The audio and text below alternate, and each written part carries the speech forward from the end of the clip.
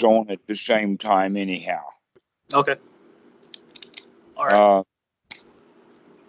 Uh, Partly, I think it has to do with transmission speeds and things like that. When there's a three-way call, there's a lot of Hmm. stuff happening. So you can still hear me now. Yeah, still good. All right. So from what I got from you before, that you've actually been practicing several times a day for fairly long sittings. Yes. That's 30 very, minutes minimum. that's good. Um, that, as I've said before, and it's most important to keep emphasizing this, that the number one skill to be developed is sati. If we can't develop sati, we've got nowhere to go. So, because we have to remember to do this. So that's the number one skill. The second skill is to develop joy, which is another way of saying, basically, people, I think I mentioned this before, people have existential life positions. And that one of the primary things that people do is they'll take the existential life position of being a victim. It's almost built into our genes, in fact, because we're societal animals and we deal with society. That and that Look at the difference, for instance, between dogs and cats.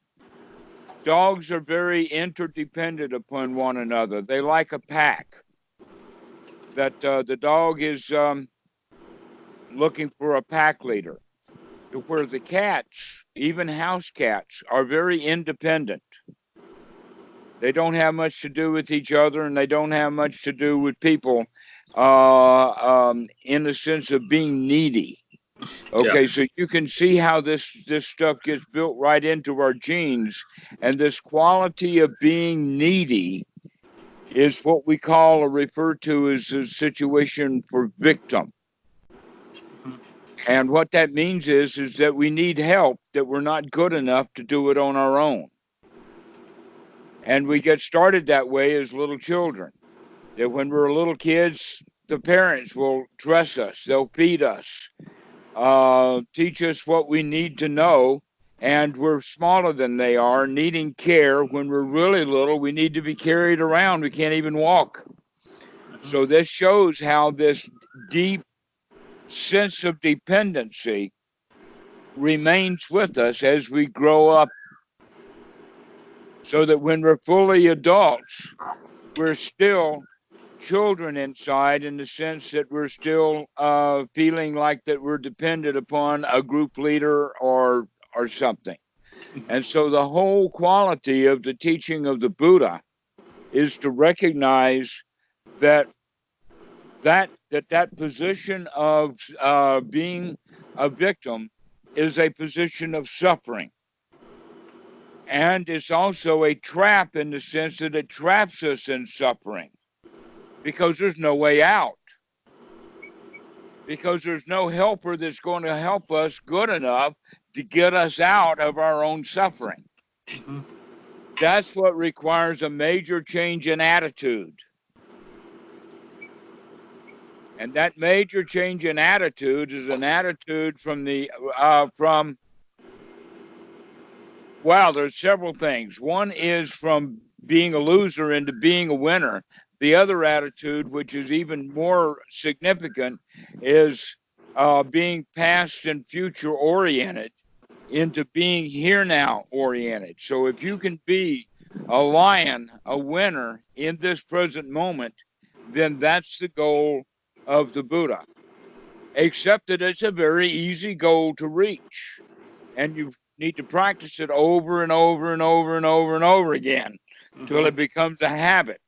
Yeah. Because otherwise, the old habit is to go back and to be a victim again, to be worried about fixing the past, creating a future.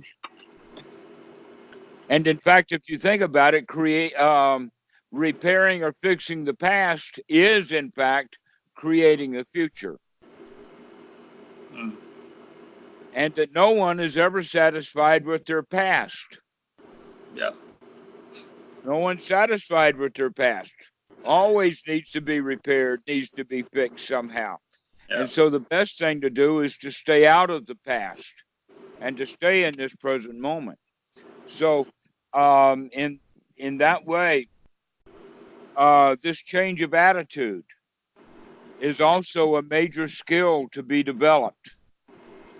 And then the effort that it takes to come out of the wrong attitudes or the hindrances or whatever we were in into this new winner's be here now attitude is what needs to be practiced over and over and over and over and over and over again.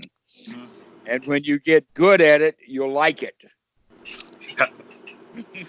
Can we talk a little bit about the effort? I have a question about that. Yes, go ahead.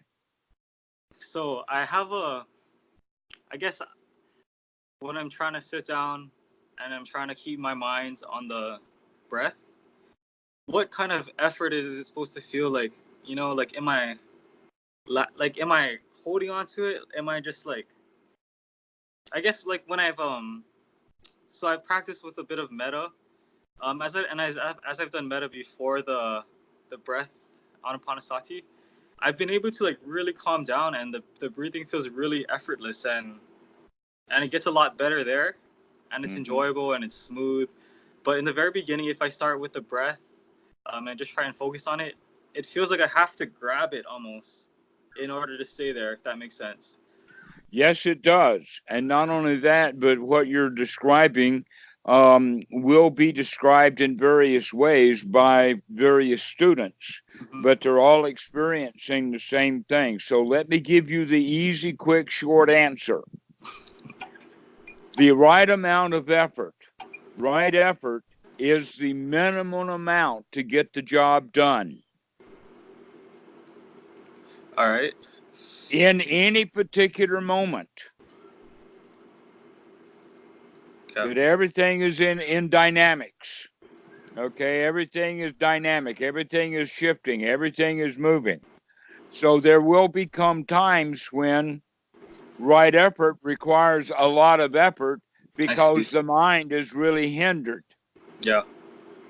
And one of the ways it can be hindered is by, let's say, drowsiness or sleepiness or tiredness. And that becomes a hindrance. And so, because you've already started to talk about it, let's go ahead and actually address that particular hindrance in detail for you. All right. Basically, what the Buddha is looking at as a succession of waking up so that things can get back onto keel. So if the mind is really, really tired and it gets drowsy or drifts away or gets into a state of lethargy, the first and best thing to do is to move the body. And one of the ways that you can do that is by rubbing the arms. For some reasons, rubbing the arms gives a kind of stimulation. You can also rub the face. Mm-hmm. Another thing that you could do, if this is a typical thing, is to take to sit down with you a wet rag, or let us say a washcloth.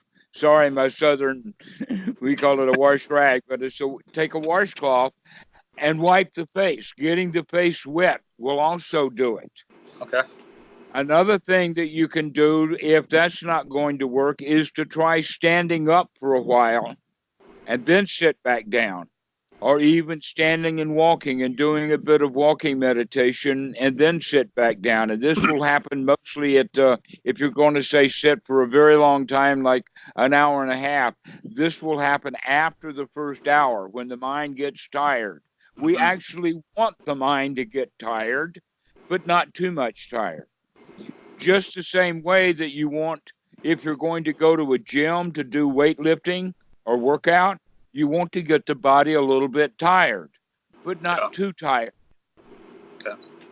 Not too tired. So you don't want to force it. So if any of these things that we've just talked about doesn't work, then the next thing to do is to stop. And that one of the primary things that you might want to do at this stage is to take a nap and to go to sleep. That would be especially true for a monk. If he's really, really tired, then go to sleep. Yeah. You might not be able to do that while you're riding on a bus or something, but you get the idea. Yeah.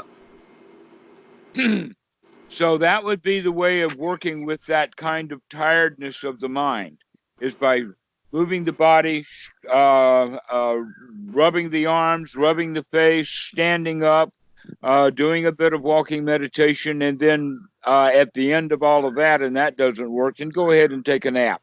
Okay. But while the mind is tired and we're working with it in meditation, recognize that it is tired, that it's gotten tired because it's been doing good work. Mm-hmm. So you want to congratulate yourself for that. Mm-hmm. Okay. That you've gotten it, you've gotten your practice going to the point that, and basically here's what's going on with that. The reptilian part of the brain, back in the back, that keeps you alive, is in service 24/7. That part of the mind has to be functioning or you will die. It keeps the heart beating. It keeps the circulation system going. It helps digest food. It does all the kinds of things that you would expect an automatic system to do. So we need that automatic system. But the important point here is that it has been functioning since before you were born. Just like the heart. The heart is just functioning. It's just doing it. It's just doing it, okay? But the human part of the brain is not like that. We don't use that part of the brain very much. We don't have to. Human beings can live their lives completely as if they were reptiles. Many people do. Many people do. They live in anger. They live in hate. They live in tribalism. They will believe any lie they're told without sussing it out and picking it apart and paying attention to it and examining or investigating. All right. That quality of examination and investigation is the human part of the mind. And we want to make that really strong and fit for work. Yeah. And so that's what this is about. And unlike almost anything else, this doesn't have much of anything to do with the body. This is not a body training. This is purely a mental training. Mm-hmm. And that's why sati is so important, is so we can remember remember to do this practice of doing this weightlifting, but in the sense of right effort. Again, the answer to it is the minimum amount necessary to get the job done. Yeah. Because if we're very, very, let us say, judicious in this way, then the mind is, there's two things happening. One is that we're getting it tired because we're exercising it. And two, because we're being more judicious, it doesn't get tired so quickly. Mm. All right. So both of those things are happening, and it really has to do with one's right attitude. So if you have the attitude that meditation is hard, it will be. If you have the attitude that meditation is joyful, it will be. Yeah. It's completely up to you. And so this is the way that you would practice, is to making sure over and over again to remember that whatever the mind was doing, that we're going to throw all of that out, become joyful in the moment, and come be here now. So let's say that you were on the computer, you were typing an email, and then you had the thought, oh, typing emails is boring. That's dull work. Let me have a nibbana moment. So you remember. And then you can take that deep breath, that long, deep breath, get back in touch with the body, get back in touch with the reality, have a little nibbana moment, and come back then to that task of that writing that email anew, afresh.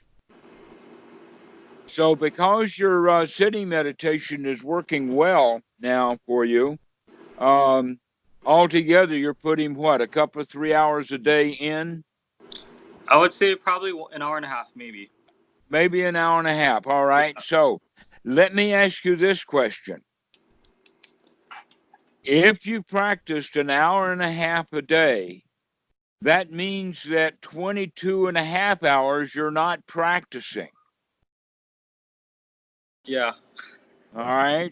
If that's the case, then an hour and a half a day, we might have to work really hard to change the habits that then we're going to give full rein to for the next 22 and a half hours a day. Yeah. And so they're going to get strong again. That's why the sitting meditation is not enough. All right. Yeah. Do you know the word busking? No, I don't. Busking is when people go with their musical instruments out on the street to play. That's called busking, whether they get any money or not. All right. Here's where we're getting with that. The sitting meditation is very much like a musician who is sitting at home learning to play, say, the piano. He's probably got a piano teacher. And one of the things for sure is that while he's practicing, he does not want even his mother to listen to him practice. But after he gets good at it and learns a few songs, now he's ready to go out. So the word they use is busking, but what I'll use instead is the word performance. That people learn to play music first by practicing it, and then when they're getting pretty good at it, they start to perform. And when they get very, very good at it, they start to play music. Music is playful, but it's only playful when you've got the skills to do it. Yeah. And that you can even see things like violin concertos, which is very, very heavy duty music, right up there at the very top of difficulty. The concertos are actually written to show off the skills of the musician.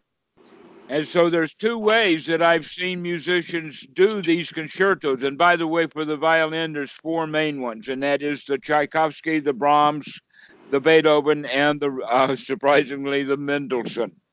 And these violin concertos, when you get a really good musician performing that, you can see his whole body dance literally in that music. He's really into it. He really loves it. He really enjoys it. Okay.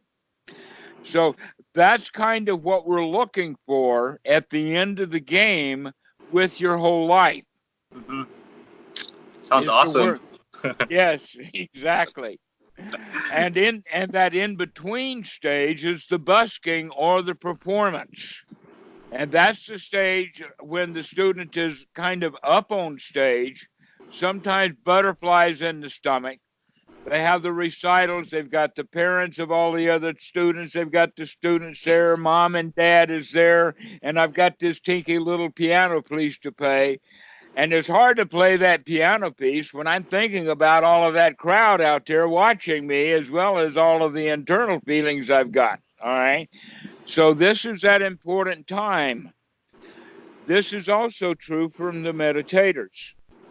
So what we need to do now is to take your practice off the cushion and bring it into your daily life so that you can start busking meditation while you're out on the street. Yeah. Or at work, or bopping down the beach there in Hawaii.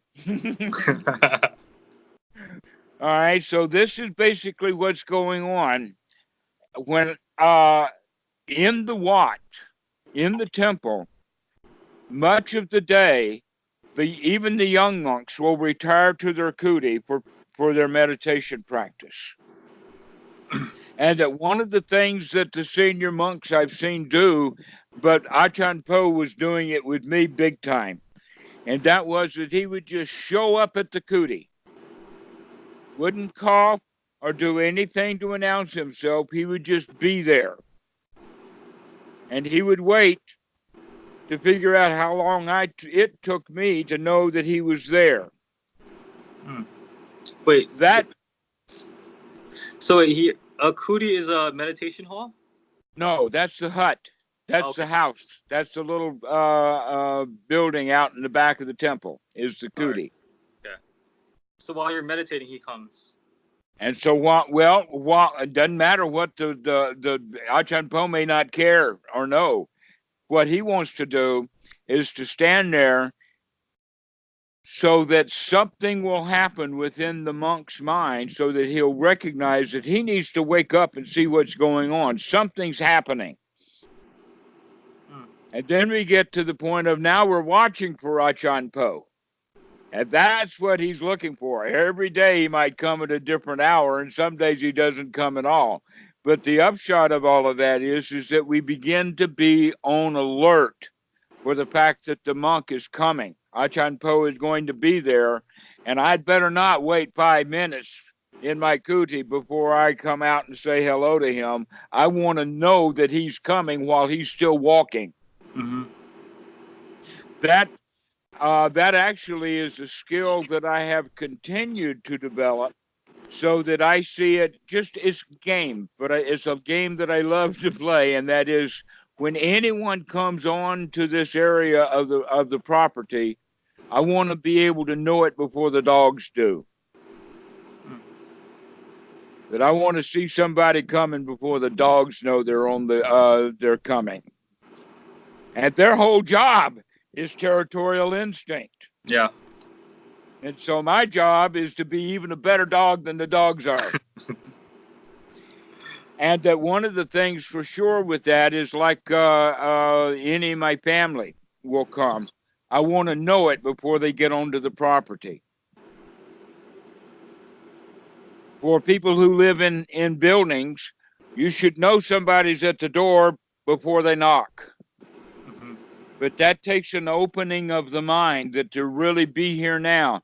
You could say it's magic, but it's not. There are signs and clues that you will tune into that are actual, real, and ordinary, but you're here now to pick them up to where mostly we're kind of half awake or half asleep, and that we miss things like that.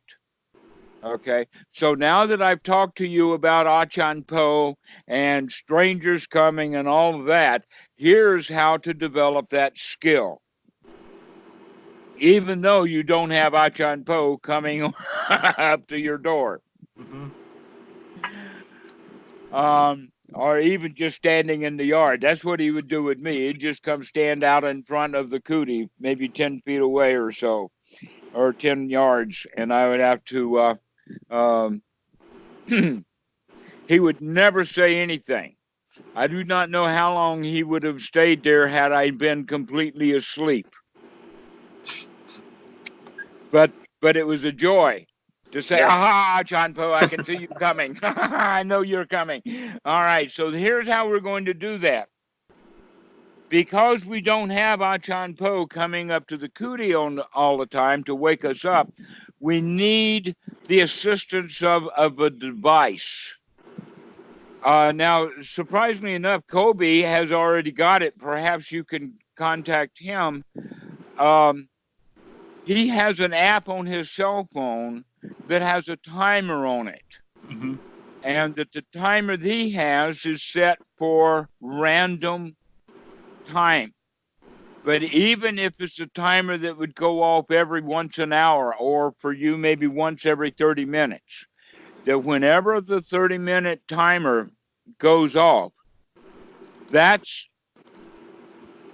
a key for sati, to wake up, mindfulness. So that every time that alarm goes off, it doesn't matter what you're doing, even if you're with other people and you've got it just set on vibration mode, like at work or whatever, when it goes off, even if you're talking to somebody, you can still look at them and take a really deep breath and come back and be here now. The only time that I would recommend not taking the opportunity to close the eyes. And in fact, you don't have to close the eyes at all. But especially if you're driving a car, don't close your eyes. Got it. All right, so that's the way to do this. And this is going to bring sati now 10 or 20 times a day. Over and over and over again. When you wake up in the morning, you want to do a little bit of practice, and then on the way to work, you want to wake up again, and then when you're walking in the door.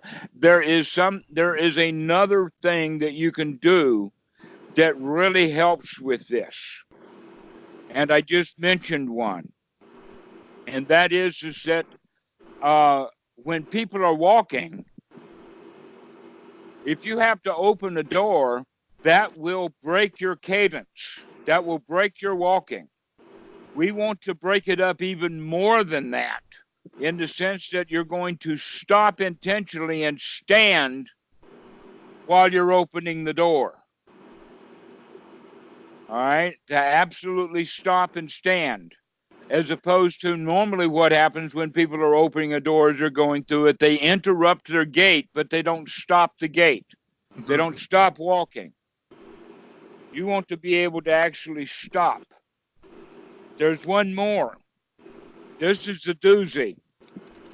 And that is, think about it like this. How many times a day are you sitting in a chair and then you stand up?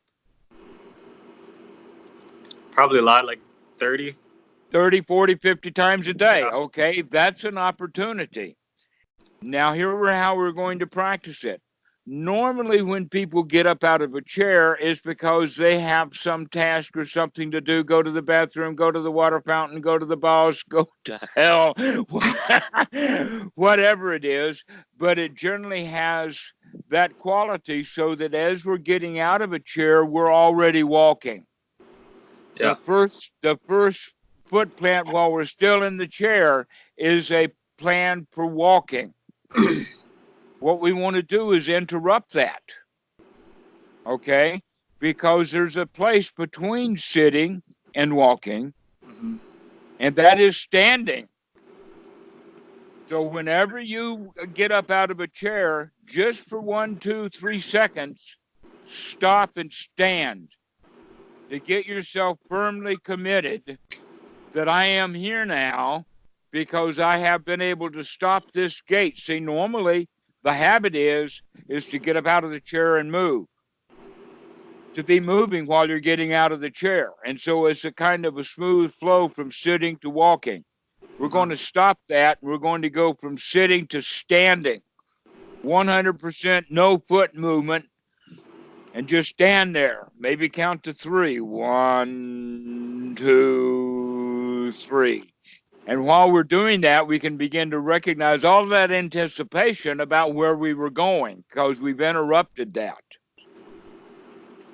So you take these things. Opening a door is going to interrupt your gait. So you do actually interrupt it by standing and counting maybe 1, 2, 3, and then you go through the door. Or when you're getting up off of the chair, you will stand up and do 1, 2, 3, and then move. You start doing these little techniques throughout the day, and it'll help you start to wake up really, really fast. But the problem with students who do not have a sitting practice is they forget, and then they feel like failures. And then they say, oh, yeah, I was trying that, but it. All right, so that's what will happen with students who are not ready for it. But if you've already got a good established practice, then this is what you want to do. You want to start changing the whole way that you live. Yeah. So that you can make these interruptions so that you can bring yourself back to this present moment. To be able to stand and say 1, 2, 3, and then we start to move. Yeah. Always, in fact, that 1, 2, 3 can be the time that it takes to take a deep breath, to congratulate yourself for being here now, knowing that you're practicing correctly.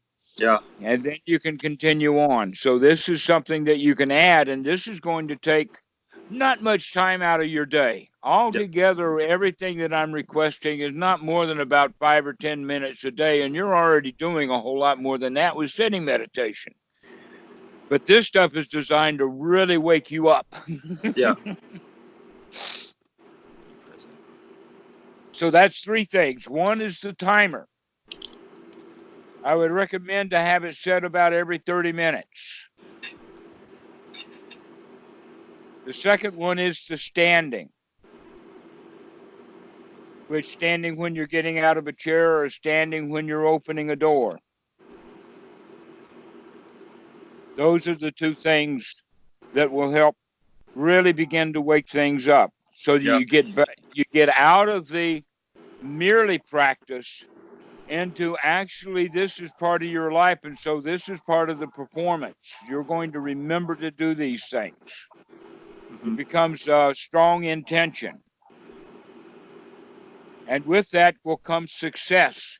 And with that success will come all of the rest, including satisfaction and joy and safety and security, all of those idiopata attributes that I was telling you about. Yeah. Okay. So, getting back to your question about what is right effort, the right effort is whatever it takes to have that change of attitude of getting out of the past into the present moment, getting out of victimhood into being a winner. That is one's right effort. Okay. So say if like I start to sit and it just feels very crazy, it feels very hectic, like not stressful, but maybe like my mind is just all over the place. It's alright to use a lot of effort just to keep my attention at my nose. Like, It's actually not a bad thing that the mind is all over the place. It has been all over the place for your whole life. yeah. That is so hard for beginning meditators to get. Don't be unhappy with the way that the mind has been working because it's gotten you here. That's part of the success. All right. What's new now is not that the mind is a wandering mind. What's new now is the sati. Okay. So if you are saying, oh, I've got to keep it on the breath, Yeah. and I'm going to focus down on the nose tip and all of that, that sounds like a whole lot too much work. And it's not actually as useful for developing sati as you might think. Let me give you this example. If your intention is to train a young dog to come when it's called, there are things that we do. But one of the things that I think that we may not want to do is to tie the dog to a tree on the other side of the yard or to put him in a cage and then call him. Yeah. All right. If you put your mind in a cage, then it's not going to be as useful. All right. That what we want is we want to develop sati so that wherever the mind is, it'll come back Johnny on the spot. We want to keep bringing it back and bringing it back and bringing it back. And your art is saying, no, I'm going to work hard to keep it where it is. That's very, very typical of the Western mind. Yeah. All right. That's not right effort. That's working too hard. Yeah. The right way to do it is as soon as the mind wanders away, catch it, notice it, and then bring it back easily. Yeah. Okay. And and also about the dog, one of the things that we really have to do with the dog is give the dog a reward for coming when it's called. That can either be a tender love or scratch behind the ear. For professionals, they'll always give the dog a morsel of food and whatnot like that. You need to also do that with the mind, to treat the mind. Aha, you came. Good. Right. Excellent. All right. So we begin to then develop this joy as the reward for the mind to come when it's called. Mm-hmm. And that's the thing that we want to do. It's very difficult to live your life in an ordinary way and keep your mind focused on the nose tip all the time. That's not really going to, I mean, if you keep your mind focused on your nose tip, it's going to be hard to drive a car.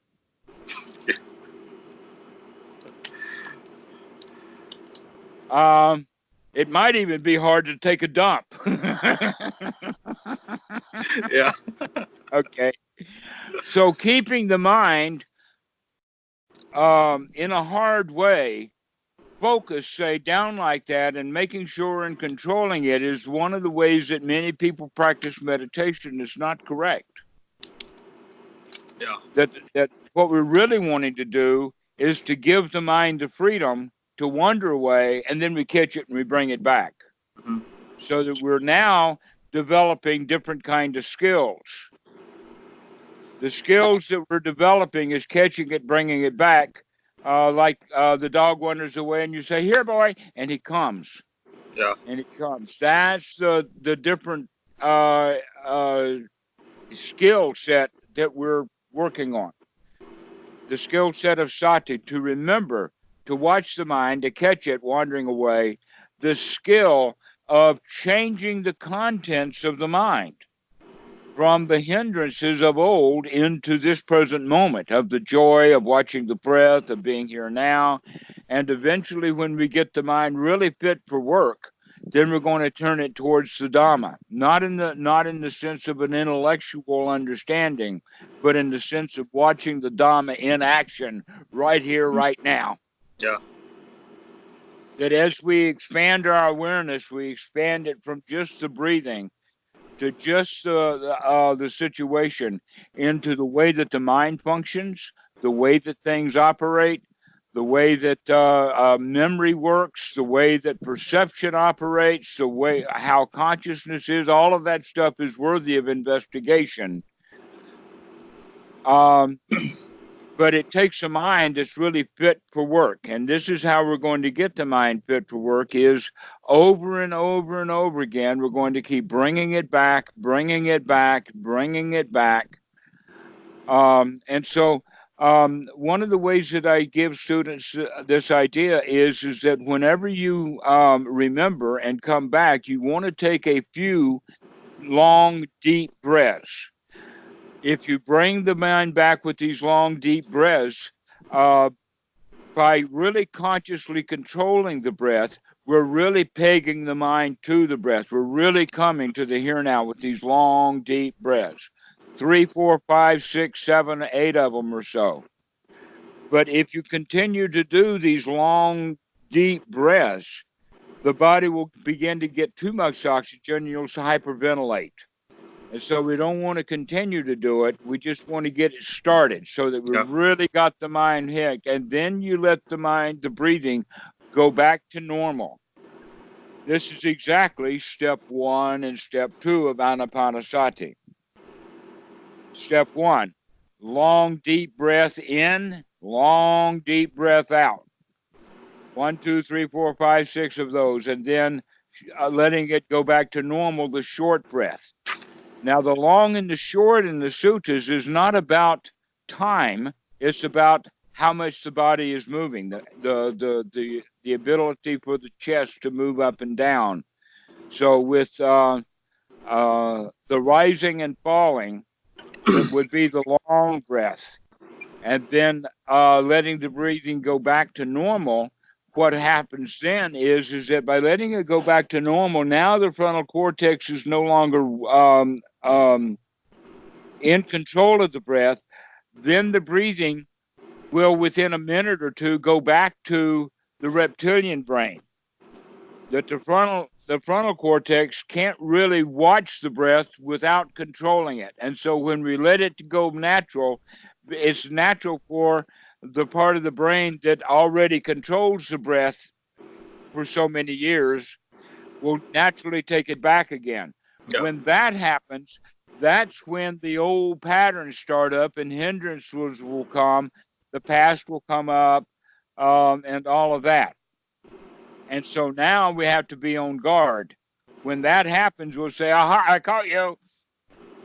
And then we bring it back again with a few deep, long breaths, being here now, letting the breath go back into to normal, letting the mind go back into its normal state. And then when it does, we say, gotcha, I see you, and then bring it back again. This is the skill to be developed, just like curling iron. Yeah. You let the gravity have it, and then you say, all right, the muscles have got it. And then you let the gravity have it, and then you say, now the muscles have got it. Okay. So in that regard, it's also the frontal cortex has got the breath.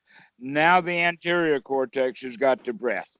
And now the frontal cortex has got the breath. And so that's that developing of that muscle.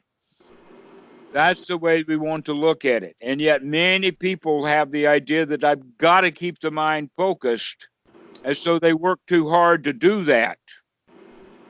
But if you look at the way that we're talking about it now, it's going to happen that by coming over and over and over again, back to the breath, back to the breath, back to the breath, it's going to start staying there on its own naturally a longer period of time. We want to develop that state of having the mind in the here now without having to be tight about it. That's the issue of the right effort. All right. So your right effort is you're trying to keep the breath. No, you actually want to give it the freedom, and then you call it like a dog, and it comes back. That's the way that we want to do it. We don't want to cage the animal. We want to train it. Towards the ends of my sits, or towards the end of the week, I told you I was doing metta prior to the Anapanasati, and it really helped it. I guess. Do you recommend? Sorry. When you say metta, please tell me what you mean by that. So I just started with may I be happy, may I be at peace, may I let go of all my stresses, worries, and striving, and then may I feel loved. And I try and keep that attention with every statement that I make. All right. Is that not then Anapanasati step 10 of gladdening the mind? You see, metta is a word that's used. I'll go ahead and tell you the story. Metta is part of a practice that is called the Brahma Vihara. Metta, Karuna, Mudita, Upekkha. The Brahma Viharas actually existed before the Buddha, and that many of his students were practicing the Brahma Viharas when they would come to him, and he would convert them over to Anapanasati, because Anapanasati has already all of the qualities of the Brahma Viharas, but it has a little bit more. Okay, so let's look at it like this. Anapanasati of gladdening the mind, and may I be happy, may all beings be happy, is the same thing. Metta and Anapanasati, step 10, are the same thing. The next way of looking at it is right view. When one begins to have right noble view, we begin to see things not as a see no, but a see. We keep looking, we keep investigating without coming to conclusions. Now, what that actually does is that it allows us to see overall of what's going on.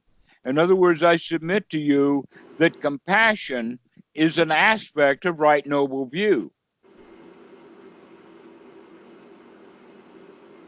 If one has right noble view, he has to have compassion. Mm-hmm. Okay, and some more. Yeah.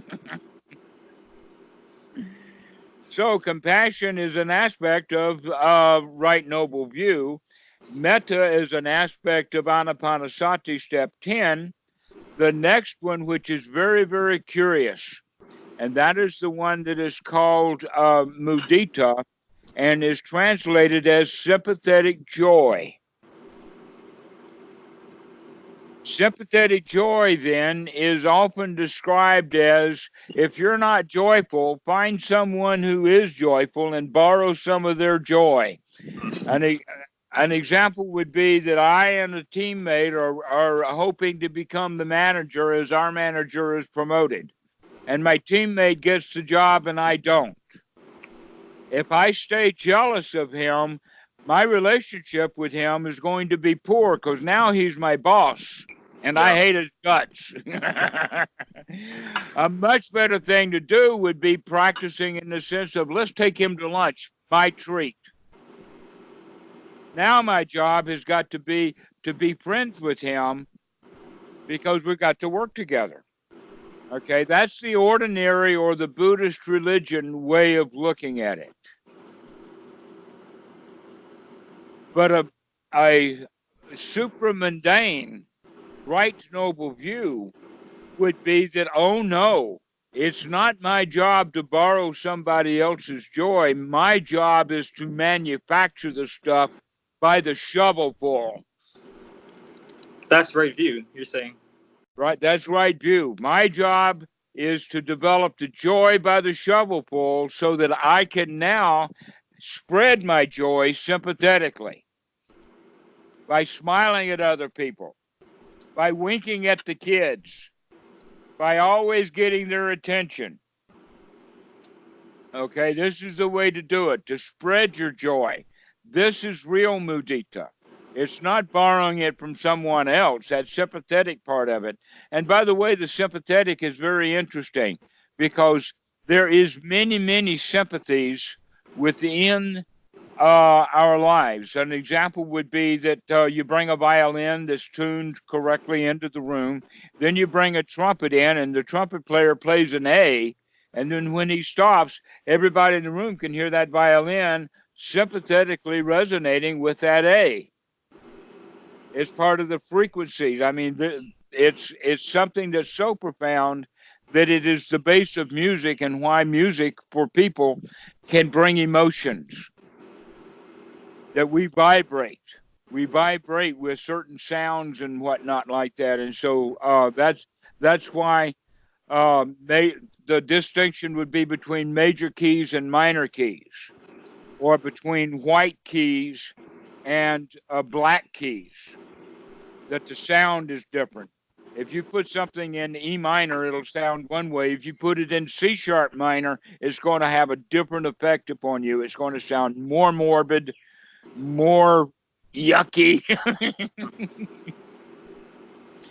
and somehow hauntingly beautiful in a way that the E minor won't do, except that with guitars and other instruments, they play E minor beautifully. It's part of the string set. C sharp minor, oh, that's really, really complicated. And because of that, there's that extra quality. So we recognize, oh, but the trees are in sympathy with the breeze. Everything is in motion. Everything is interconnected. Everything is vibrational. And so this is what actually puts us in tune with the reality of the situation, is by bringing this joy and spreading it, is we also open ourselves to the vibrations of the universe. We become open to the Dhamma. We become not just part of the Dhamma, but filled with it. Mm-hmm. Okay, so this is part of that sympathetic joy. But here is the quality of the sympathy, that if we have this interconnectedness, then we need to be choosy with right view about what we are going to spread with the world. Are we going to be spreading our old trash? Are we going to be spreading our old anxieties? Or are we going to be spreading something that's really worth spreading? Joy, happiness, wisdom, like that. So this is what we look at it from mudita. And so you can see also that upekkha, equanimity, is also another way of talking about being relaxed. Relaxed in the state of balanced. It's very, very difficult to be relaxed on a precipice. And so we have to have a full, solid foundation. And the foundations that we're going to have for this is going to be metta, karuna, and mudita. Those are going to be the foundations for the upekkha, or the peacefulness, the quiet, the relaxation. But if you look at it correctly, you'll see, oh, well, there's a body component for that. That's step 4 of anapanasati, of relaxing the body. It's also a factor of the of enlightenment, the sambojana. Equanimity is part of that too. But equanimity in that regard is the relaxed state that happens naturally through joy. It's a natural state that happens through joy. Mm-hmm. That for the 7 factors of enlightenment, the first 4 skills to be developed, and the last 3 are the results of having developed those skills. So the result of developing the skill of joy means that you're relaxed and you're at peace.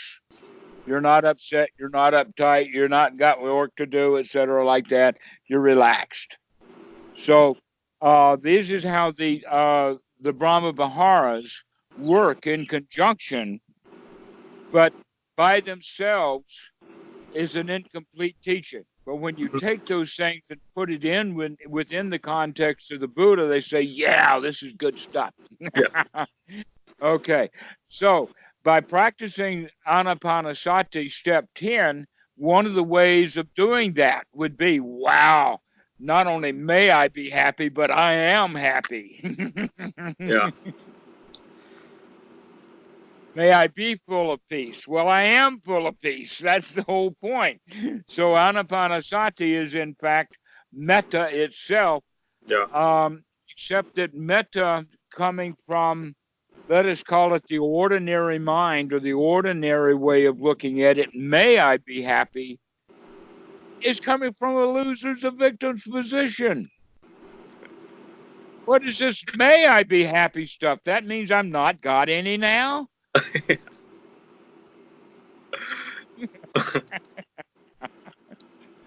Yeah. Perhaps the may comes with may all beings be happy, because that's my outflowing of the joy to let it radiate, that may everybody take benefit from the joy that I have. Mm. And so that's where the may comes in, but it's not necessarily may I be happy. It's Yeah. get it, there it is. I got it. Okay. But if you have good vibes or good feelings by saying, may I be happy, and it brings you into the state of happiness, then that's success. Mm-hmm. When we say, may I be happy, and we're not happy after that statement, then that's suffering. Why? Because we want something we don't have. I don't have happiness. May I have it? No, that didn't work. May I have it? No, that didn't work. May I have it? No, that didn't work. Yeah. So that's a loser's position. We have to actually have that may quality become an absolute success. This is happiness. This is joy. Aha, I caught you. This is satisfying. This is the way to practice correctly. Yeah. So I guess just focus on Anapanasati. No need the metta for now. No, use the metta, because it, like I'm trying to say, Sorry. if there is things in metta that are useful to you, recognize that you are already practicing anapanasati. That they're the same thing. Okay. When metta is practiced correctly, it is Yeah. What you anapanasati. mean? Yeah. And so many people practice metta incorrectly. May I be happy is different from, this is good. I see. Okay. It really helps to settle me down, and but the thing is too, I'm doing it for feels like at least 25 minutes of sit, and say I might be just doing breath, focusing on the breath for 15-20 minutes. Is that okay, or should I just? It's fine. So long as it's enjoyable, Yeah. which is different than the motion that you were making with your nose. Yeah. Remember that? Yeah. Okay. That's not the right effort. That's working too hard. So even with anapanasati, you'd say just like try and find anywhere where it's enjoyable in every moment, or as much as I can, I guess. Yes. Yeah. You look for success. You look for satisfaction. Mm. Your intention is to be satisfied. Your intention is to be safe and secure. And the outcome of that is that you feel like a winner, not a loser. Yeah. That you feel successful because you are successful. You're not a failure. And that's the first thing that people, when they begin to meditate correctly, that's the change that has to be made. Is from a loser trying to get something out of meditation to a meditator who is a winner because they're practicing correctly. Mm. Successful. All right. And it is amazing. I mean, people like me, we practiced for 10 years or more wrongly. Yeah. It was only after I got to Bhikkhu Buddhadasa that I said, oh, this stuff is actually easy.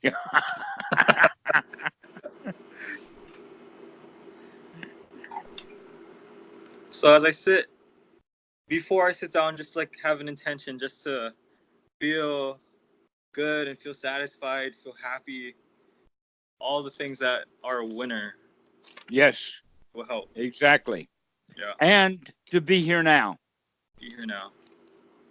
to be in this present moment, not lost in the past, not thinking about the future, but just living in this moment. Yeah. And the example is the breath. You cannot watch last year's breath. Yeah. Can't do it. It's only this one. Can't watch next month's breath. You can only watch this one. So by watching the breath, we're automatically in the here now. And do you think my 30-minute sits are sufficient? Should I try and up it if I Enjoy. enjoy, as long as it's enjoyable, do it. Do whatever. Enjoyable. And when you find that your mind is getting tired, then we've already gone through what you need to do to get through that. Yeah. So that even if the mind gets tired after 30 minutes or an hour, you know what to do. Yeah. Eventually, the mind's going to get so tired that you can't do it anyway. Yeah. Especially if you're not doing right effort. If you're working too hard, you'll get tired really fast. What about in the middle of my sit when, say, I just feel like kind of bored or like feel like doing something else? It doesn't feel very joyful. Do I just stop then, or do I? Recognize first off that what is it that has deteriorated? In that case, it's the joy. Mm-hmm. Okay, if the joy is deteriorated because the mind is not, it's gotten dull, it's tired of whatever, you can do things like, well, while I rub my arms, that joy is going to come right back. And while I'm rubbing this arm, that joy is going to come right back. Okay, so this is a way of looking at it, and try those kinds of things. Yeah. And if they don't work, and no matter what you do, there's no joy, then that's the time to take a nap. Oh well. All right.